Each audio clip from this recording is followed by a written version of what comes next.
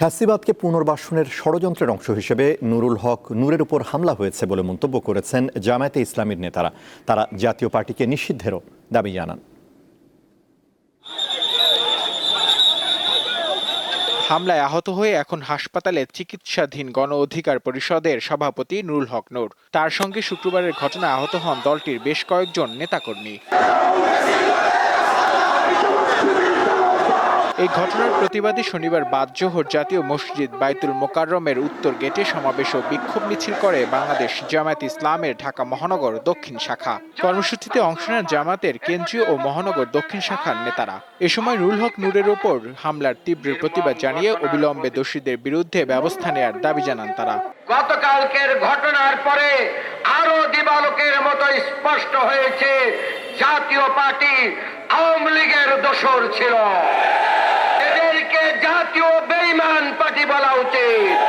কি মর্মান্তিক ভাবে নৃশংসভাবে তার উপর হামলা চালানো হয়েছে, আমরা এর তীব্র নিন্দা এবং প্রতিবাদ জানাই।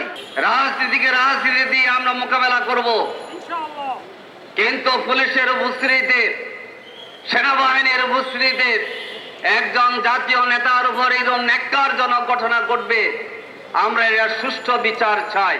বিক্ষোভ সমাবেশে প্রধান অতিথির বক্তব্যে জামায়াতের সহকারী সেক্রেটারি জেনারেল হামিদুর রহমান আজাদ বলেন, ফ্যাসিবাদদের পুনর্বাসনের জন্য সুপরিকল্পিতভাবে নুরুল হক নূরের উপর হামলা করা হয়েছে।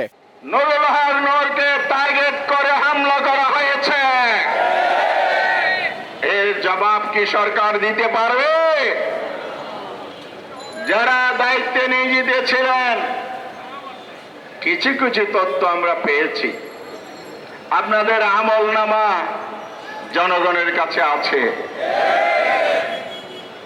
এই ধরনের স্বৈরাচারের দোসর থেকে প্রশাসনে রেখে সুষ্ঠু নির্বাচনকে আশা করা যায়? পিআর পদ্ধতি ছাড়া নির্বাচন জনগণ মেনে নেবে না বলেও দাবি করেন জামায়াতের নেতারা। নূর আলম, দীপ্ত সংবাদ, ঢাকা।